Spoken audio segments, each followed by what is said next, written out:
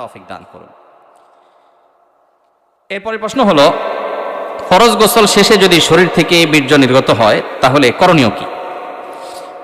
যদি কারোর এরকম পরিস্থিতি তৈরি হয় ফরজ গোসল করার পর আবারও বীর্য নির্গত হলো, তাহলে সেটা দেখতে হবে যে ফরজ গোসলের পর তিনি দীর্ঘ একটা বিরতি দিয়েছেন, পেশাব পায়খানা, ঘুমিয়েছেন, হাঁটাহাঁটি করেছেন, এর অনেক পরে গোসল করেছেন, এরও পরে যদি বের হয় তাহলে এর কারণে তার পুনরায় গোসল করতে হবে না। আর যদি ইমিডিয়েট চলে গেছেন, বিরতি দেন নাই, যেই গোসল করে ফেলছেন, গোসল করার পর আবার বের হয়েছে, তাহলে আপনাকে পুনরায় গোসল করতে হবে।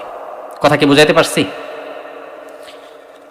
এরপরে প্রশ্ন হলো, আমার বোন গত 5 বছর হলো মারা গেছেন, এখন তার কবর গর্ত হয়ে গেছে, আমার বাবা ও ভাই তারা দায়িত্ব নিয়ে কবর ঠিক করছেন না, আমরা বোনেরা গিয়ে কি সেই কবর ঠিক করতে পারবো? প্রথম কথা হলো, এই দায়িত্ব বাবার এবং ভাইদের, মেয়েদের না। তারা যদি অবহেলা করে তাহলে আপনারা বোনরা যারা এটা নিয়ে কনসার্ন, আপনারা আগ্রহী হয়ে, উদ্যোগী হয়ে লোক ঠিক করবেন যারা কবর সুন্দর করে এটাকে, যে গর্ত হয়ে গেছে ওটা পূরণ করে দিবে। মানুষকে আল্লাহ তাআলা মর্যাদা দিয়েছেন, আল্লাহ বলেছেন ওয়ালাকাদ কাররামনা বানি আদম, আমি আদম সন্তানকে মর্যাদা দিয়েছি। এই জন্য মানুষ জীবিত অবস্থায় সম্মান করতে হয়, মারা গেলেও মানুষের লাশকে সম্মান করতে হয়। এই জন্যই তো মানুষের লাশ কাটাছেড়া করা জায়েজ নাই। ভাইরা আমার, আমাদের মেডিকেল কলেজের স্টুডেন্ট ভাইরা মানব দেহের কঙ্কাল নিয়ে তাদের অনেক গবেষণা করতে হয়, স্টাডি করতে হয়।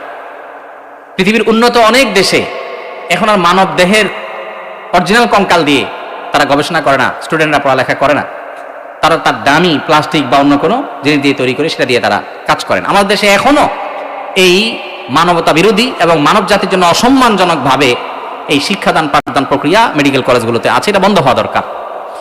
তো যেটা বলছিলাম যে এইরকম পরিস্থিতি যদি হয় তাহলে সেক্ষেত্রে ইসলাম এটাকে নাজায়েজ ঘোষণা করে। এই যে পোস্টমর্টেম করি আমরা, এর যত যৌক্তিক কারণ আপনি দেখান, পরিষ্কারভাবে হাদিসে নিষেধ। নবী সাল্লাল্লাহু আলাইহি ওয়াসাল্লাম বলেছেন কাসরু আযমিল মাইয়িতি কাকাসরিহি হাইয়া, জীবত অবস্থায় একজন মানুষের হাড্ডি ভাঙলে যেরকম গুনাহ, এই হাদিসের ব্যাখ্যা অনেক উলামা কেরাম বলেছেন মৃত অবস্থায় কোনো লাশের সাথে সেরকম আচরণ করলে সেরকম গুনাহ। তো এই জন্য এটাকেও শরীয়ত জায়েজ বলে না। যাই হোক, তো এখন এই যে কবর গর্ত হয়ে গেছে, ভেঙে যাচ্ছে, তাহলে মানব দেহ অসম্মানজনকভাবে কুকুরের মুখে যেতে পারে, অন্য প্রাণীর পেটে যেতে পারে, সেজন্য ওইটাকে সম্মানজনকভাবে আবার পুনরায় মাটি টাটি দিয়ে সুন্দর করে দাফন করা, এটা পুরো এলাকাবাসীদের উপর ফরজে কিফায়া। কেউ যদি না করে এবং লাশের অসম্মান হয় তাহলে সবাই গুনাহগার হবে। এখন যেমন প্রশ্ন করেছেন আপনার বাপ ভাই করে না, তো আপনার উদ্যোগী হয়ে কোনো পুরুষকে পয়সা করে দিয়ে এটা করবেন। আপনি নারী হিসাবে কবরস্থানে এটা করাটা আপনার সাথে যায় না। শরিয়ার দৃষ্টিকোণ থেকেও এটা আপনি নিজে না করে অন্য কাউকে দিয়ে করাবেন, সেটা আপনার কর্তব্য। বাথরুমে উলঙ্গ হয়ে গোসল করা যাবে কি? বাথরুমে কিংবা টয়লেটে যেখানে আপনাকে অন্য কেউ দেখতে পাচ্ছে না, এরকম জায়গায় গোসল করলে আপনি শরীরের সমস্ত কাপড় চোপড় খুলে বিবস্ত্র অবস্থায় গোসল করলে সেটি হারাম বা সরাসরি নিষিদ্ধ কোনো কিছু হবে না। আমাদের মনে রাখতে হবে যে একটা সময় পৃথিবীতে মানুষের বেশিরভাগ মানুষেরই অনেক বেশি কাপড় চোপড় থাকতো না, অনেকেরই একজোড়া কাপড় থাকতো যেটা দিয়ে তিনি তার জীবন পার করে দিতেন। আজকাল আলহামদুলিল্লাহ আমাদের অনেক কাপড় চোপড় রয়েছে। তো যার সামর্থ্য আছে এরকম অবস্থায় তিনি সকল কাপড় চোপড় খুলে গোসল করাটা তার জন্য অনুত্তম। একজন সাহাবী নবী আকরাম সাল্লাল্লাহু আলাইহি সাল্লামকে এই ধরনের একটি প্রশ্ন করেছিলেন, তিনি তখন তার জবাবে বলেছিলেন যে লাল্লাহু আহাক্কু আন ইউস্তাহিয়া মিনহু, কেউ একাকী আছেন, নির্জনে আছেন, তাকে কেউ দেখছে না, এমত অবস্থায় তিনি সকল কাপড় চোপড় খুলে ফেলবেন।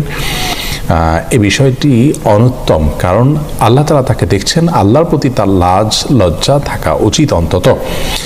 আর এটি নানান দিক থেকে আমাদের জন্য ক্ষতিকর বটে, মানুষের স্বাভাবিক লজ্জা এটাও কমে যায়। এই জন্য একান্ত প্রয়োজন না হলে বাথরুমে উলঙ্গ হয়ে গোসল না করাটা উত্তম। আমাদেরকে নবী আলাইহিস সালাম যে নির্দেশনা দিয়েছেন, বোঝা যায় নবী সাল্লাল্লাহু আলাইহি সাল্লাম প্রয়োজন ছাড়া বিবস্ত্র হওয়ার বিষয়টিকে পছন্দ করতেন না। তবে যদি কেউ বিবস্ত্র হন, তিনি একাকী আছেন, কেউ দেখছে না, তো সেটা তার জন্য হারাম হবে না। একটা হলো অনুত্তম, একটা হারাম, দুই জিনিস। কিন্তু হারাম হবে না বিষয়ের কারণে, গুনাহ হবে না ওটার কারণে, কিন্তু অনুত্তম হলো একজন মুসলমান অনুত্তম কাজ থেকে বেঁচে থাকার চেষ্টা করবেন, কিন্তু প্রয়োজন হলে তিনি এটি করতে পারেন। অতএব গোসলের সময় অন্তত নাভি থেকে হাঁটু পর্যন্ত সতেরো জায়গাটুকু ঢেকে থাকে এরকম গামছা বা তোয়ালে বা লুঙ্গি অনেক কিছু পরনে থাকলে অবস্থায় গোসল করাটাই হলো ভালো। প্রয়োজন হলে উন্মুক্ত করতে পারবেন সেটিও।